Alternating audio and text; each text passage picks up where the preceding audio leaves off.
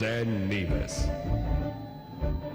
From the VON Newsline, this is the VON Major Newscast. Good evening, I am Marvin Ross in with your VON Major News Package for today, Wednesday, 4th December 2019.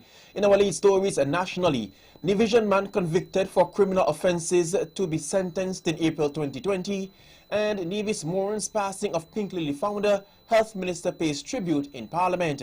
Regionally, High Court judge denies request for injunction to stop elections in Dominica. Internationally, Germany expels 2 Russian diplomats over Berlin murder. And in sporting news, England captain Joe Root returns to test batting top 10. We will have the details to these and other stories after this short break.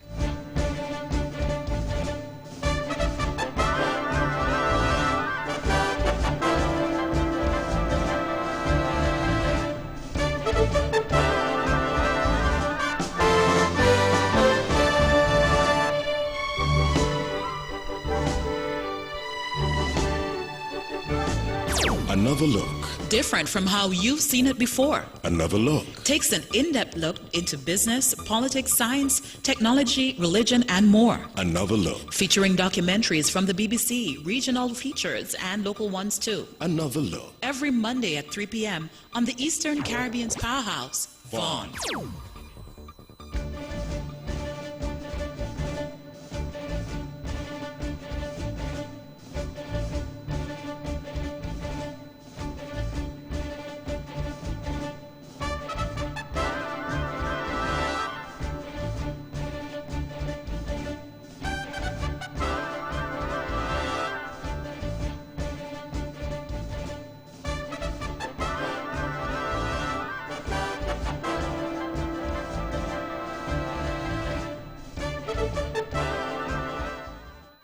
Welcome back and on to our national news segment. A Nivision resident has been convicted by the High Court on a number of gun-related charges. On Thursday, 28th November 2019, Lawton Forbes of Hamilton Estate, Nevis, was convicted for the offences of wounding with intent, possession of a firearm, and possession of ammunition. Forbes has been remanded to Her Majesty's Prison pending sentencing on April 20th, 2020. The offences were committed on March 4th, 2016. According to a police report of the day in question, Forbes' arrest stemmed from a shooting incident in Charlestown on Friday, 4th March, and a stop and search conducted while officers were responding to the reported gunfire in Charlestown. Forbes was stopped in the Ramsbury area and was seen throwing the weapon into the brush. Amongst the charges levied against him in 2016 was an attempted murder charge. Nivisions have received news of the passing of founder of Pink Lily, Mrs. Lee Paris Cambridge. Miss Paris Cambridge, who has been battling cancer for some 12 years, passed away on Sunday, 1st December 2019. Speaking in Parliament today, Wednesday, 4th December, Junior Minister of Health, the Honourable Hazel Brandy Williams, expressed the sadness on her passing and noted that she was a true champion in the fight against the deadly disease. On Sunday, 1st December, when I learned of the passing of Mrs. Lee Paris Cambridge, I was truly saddened. And I think the whole of Nevis with me share that same sentiment. From a bad situation, she became an advocate for cancer care for the entire Nevis and for all families near and wide who are affected by cancer. The health minister applauded the Pink Lily founder for her work and contribution towards fighting the disease, raising awareness, and aiding families in dealing with cancer. Lee was a true fighter. She was a true advocate for health care, for wellness. She played an integral part in the lives of many, and she would have touched the lives of many with her very positive demeanor. It was indeed contagious, and it did well for a number of persons who were suffering in that regard. That is the Honourable Hazel Brandy Williams. A moment of silence was held in the House in honor of Mrs. Paris Cambridge. Prime Minister of St. Kitts and Nevis, speaking at his monthly press conference today, Dr. Venerable Timothy Harris has indicated that there has been an increase in jobs here in the Federation for the first half of 2019. Reading from a report from the Social Security Board, the Finance Minister indicated that there were some 25,877 jobs per month from January to August 2019 when compared to the same period in 2018. He further gave a breakdown of the top economic sectors according to the Social Security Board. We had 10,061 jobs in the public sector, 3,140 in the hotel and restaurant. Wholesale and retail contributed 2,884 jobs. In transport, storage and communication, we had 1,547 jobs, and manufacturing contributed 1,481 jobs. He further added, 13,955 or 54% of the jobs were held by females, and 11,922 or 46% of the jobs were held by males. More women then are in the workplace than men. On average, the gross monthly wages paid in St. Kitts and Nevis total $82 million each month, up slightly from the $81 million paid on average in 2018.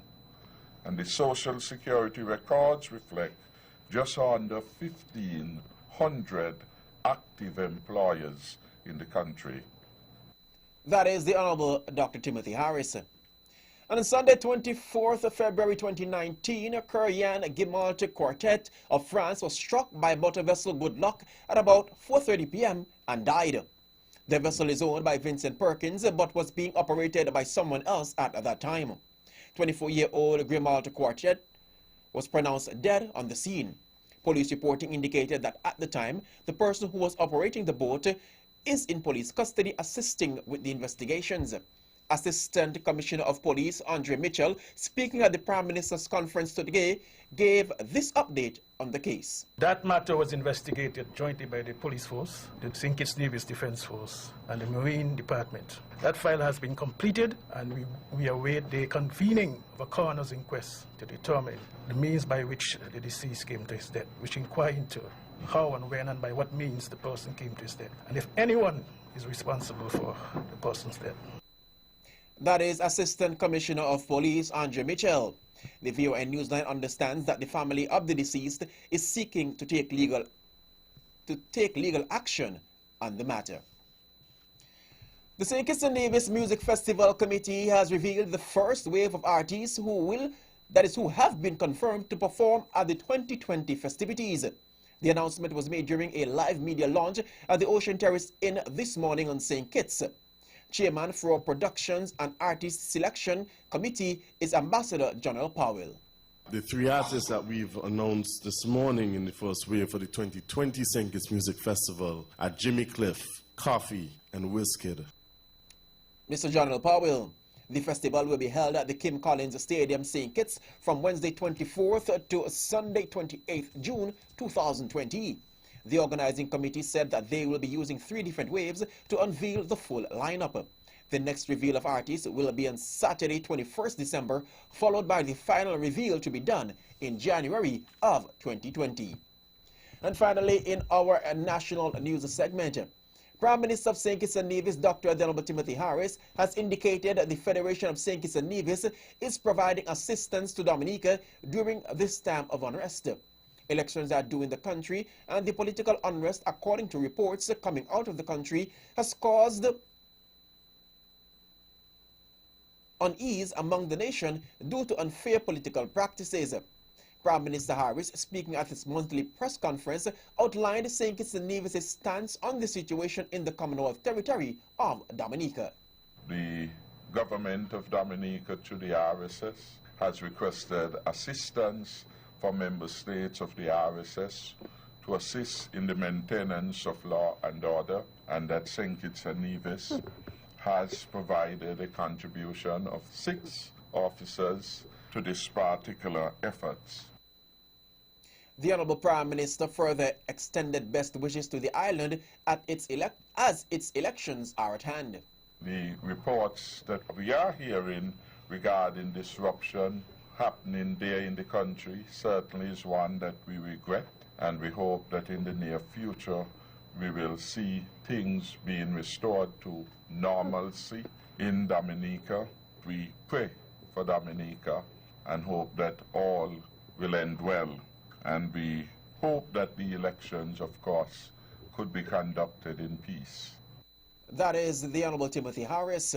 On Tuesday, 3rd December, a High Court in the Nature Isle denied an injunction that is, by the Concerned Citizen Movement to have elections in the country postponed until after February 5th, 2020.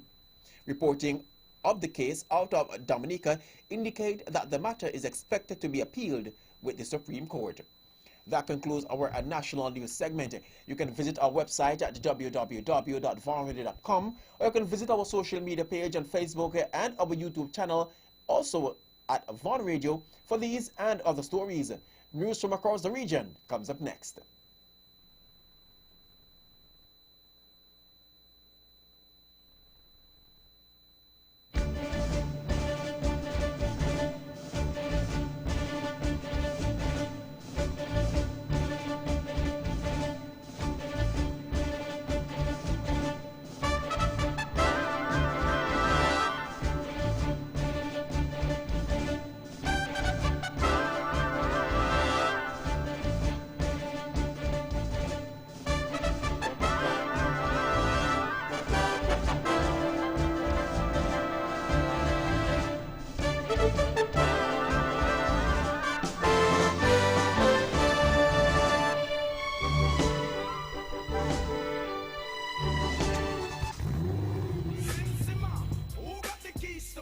Drive in style with your brand new vehicle. Compliments the Bank of Nevis Limited. We are offering 100% financing on all brand new vehicles with a very competitive interest rate. But that's not all. We are giving you up to 7 years to repay. That's right, 7 years. Contact us by phone or come into our branch today. All right. The Bank of Nevis Limited. My bank, your bank, our bank. The Bank of Nevis Limited. Improving the quality of life. Like us on Facebook. Who got the keys to my bimmer?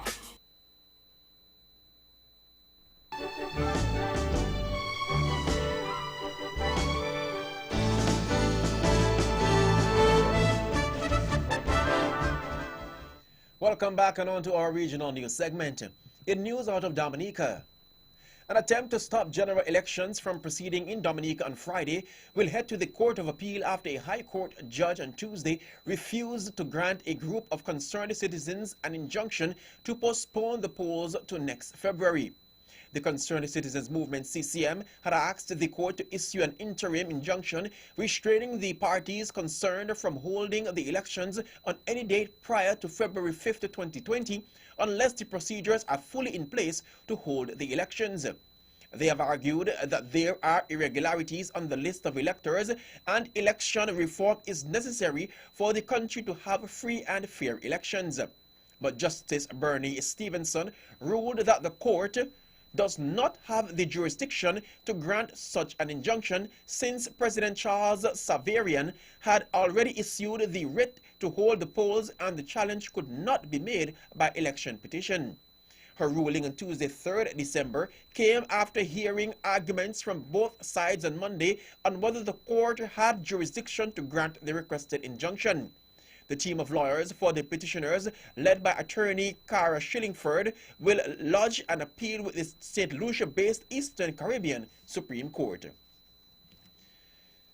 The Healthy Caribbean Coalition, HCC, is calling for radical changes over the next decade to address childhood obesity in Jamaica and the rest of the region.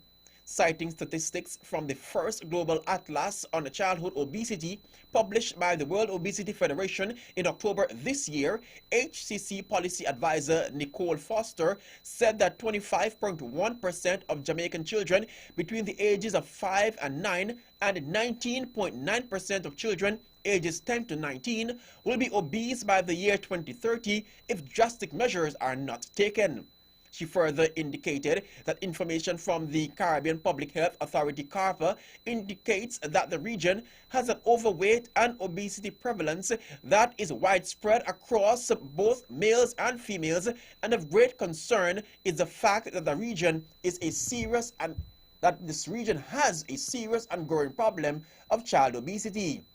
Foster said that Jamaica and the Eastern Caribbean states were identified as having just a 2% chance of meeting the World Health Organization WHO 2025 goal of having no increase in obesity prevalence, all things being equal.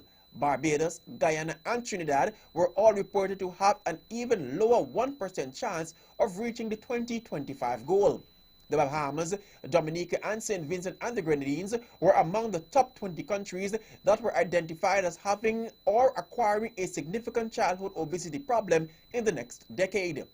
Foster said efforts are being made by regional bodies to tackle the issue at the policy level.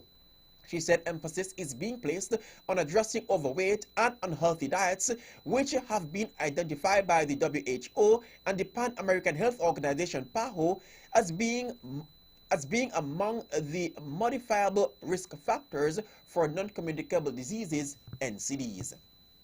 And the news out of Jamaica. Jamaica has been re-elected to serve on the Council of the International Maritime Organization, IMO.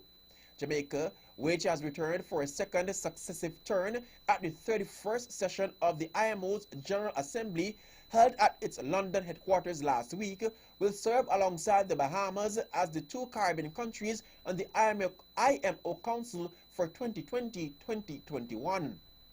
Minister of Transport and Mining Robert Montage, who led the country's delegation to the Assembly, said that Jamaica's performance on the world stage with other maritime powers has yielded positive results. The minister, who was leading the delegation for the first time, said that Jamaica's re-election to Category C of the powerful IMO Council solidifies Jamaica's place at the heart of the international maritime legislature. The IMO Council is the governing body of the IMO and performs almost all functions of the Assembly between biennial Assembly sessions. It approves the work of the various committees, processes the budget, appoints the Secretary General for the Assembly's approval, and makes policy recommendations, including the IMO's strategic plan. Finally, in our regional news segment, 3 Bahamian migrants have been reported rescued by the U.S. Coast Guard on Thanksgiving. The U.S. Coast Guard was alerted that a boat with 12 people on board had departed from Freeport at around 8 p.m. and was heading for Boynton Beach, but it never arrived. As the Coast Guard searched for the lost boat by air and by sea, a 911 call reported a disabled 25-foot boat with 17 people aboard east of Juno Beach. With the help of the Palm Beach County Sheriff's Office, the Coast Guard found the boat and confirmed that it was the missing one from Freeport. Authorities removed 14 Haitian migrants and 3 Bahamian migrants. They were turned over to the Royal Bahamas Defense Force. The Coast Guard says about 467 Haitian migrants have tried to illegally enter the U.S. by sea since October 1st, compared to 3,704 Haitian migrants last year. That concludes our regional news segment. International news comes up next as the VON Major News Package continues.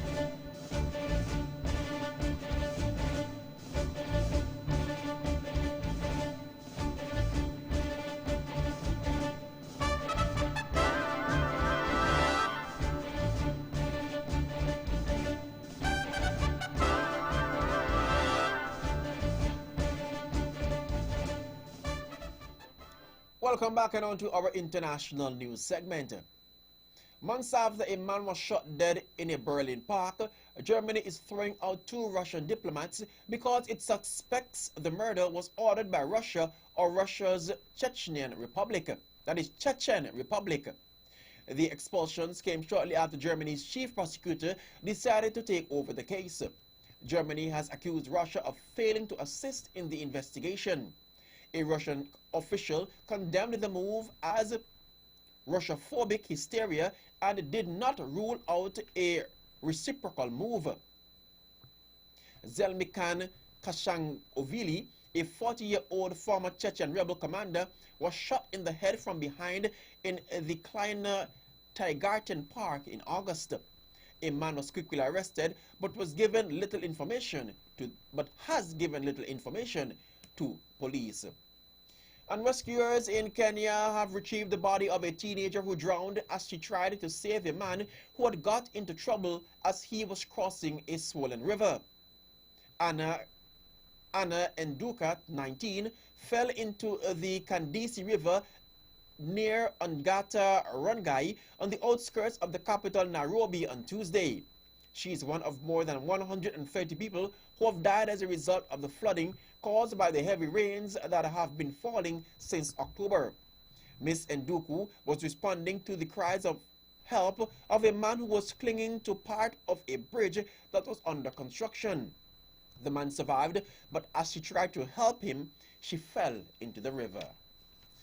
And Google founders Larry Page and Sergey Brin have announced that they are stepping down from top roles at the online giant's parent company. They will leave their respective roles at Alphabet's chief executive officer and president, but remain on the board. Google CEO Sundar Pichai will become Alphabet's CEO too, a statement said. Alphabet was created in 2015 as part of a corporate restructuring of Google, which Mr. Page and Mr. Brin famously founded in a California garage in 1998. The parent company was intended to make the tech giant's activities cleaner and more accountable as it expanded from internet search into other areas such as self-driving cars.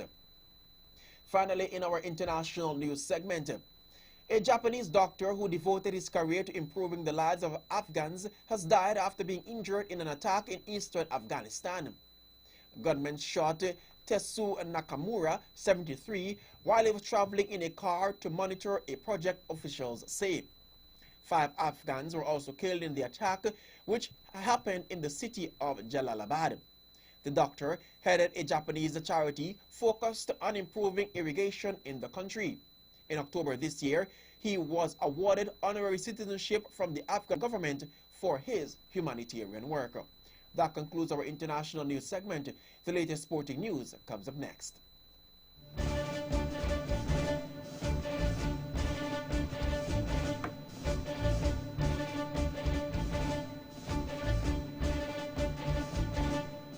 You made a list and checked it twice.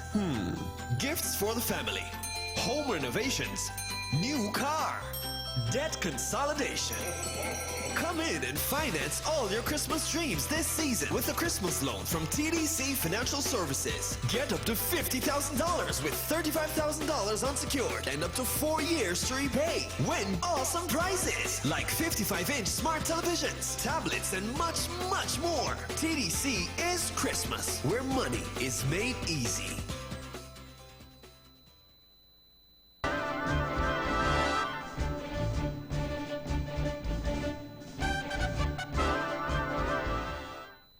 Welcome back, and in sporting news, in some cricket news, England captain Joe Root has returned to the top 10 of the Test batting rankings following his double century against New Zealand.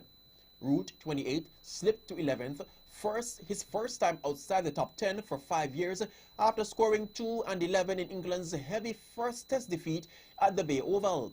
But he is now 7th after scoring 226 in the drawn second Test in Hamilton.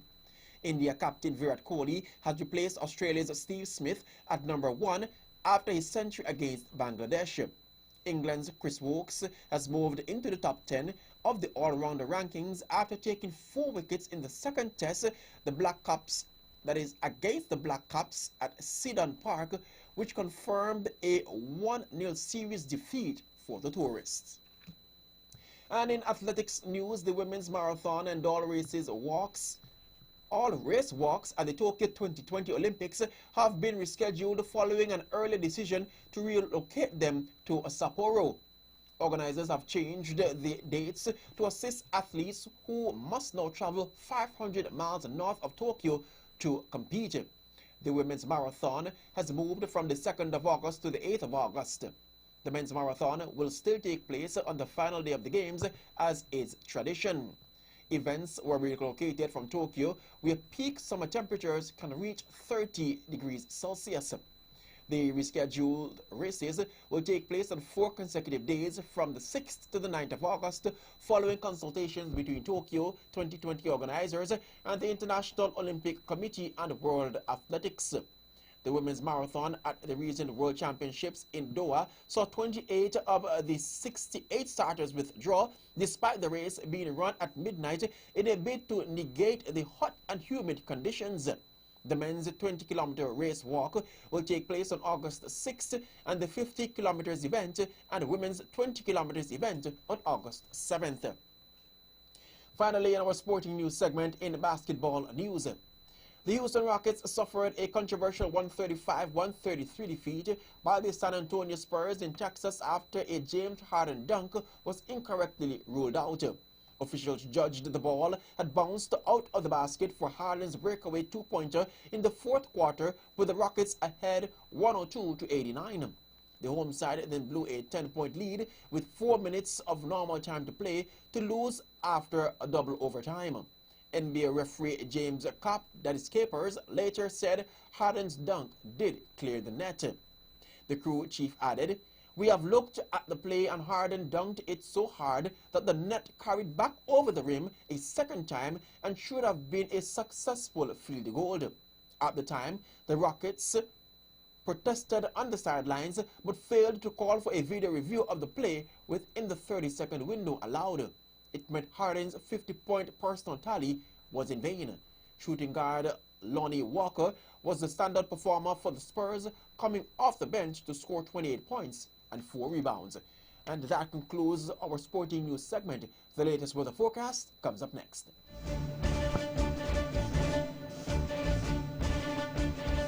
And your weather forecast for tonight: partly cloudy with a 40% or moderate chance of brief passing showers. Tomorrow, partly cloudy with a 40% or moderate chance of brief passing showers. The winds are east to southeast at 8 to 14 knots or 15 to 26 kilometers per hour, with higher spells over elevated terrain. Seas 1.2 to 1.8 meters or 46 feet. The sunrise for tomorrow will be at 26 minutes, moving away from 6 o'clock. And that's how we wrap up the major news package for today, Wednesday, 4th December 2019. Before we go, let's take a look at the headlines once again. Division man convicted for criminal offenses to be sentenced in April 2020. And Nevis mourns passing of Pink Lily founder. Health Minister pays tribute in Parliament. Regionally, High Court judge denies request for injunction to stop elections in Dominica. Internationally, Germany expels 2 Russian diplomats over Berlin murder.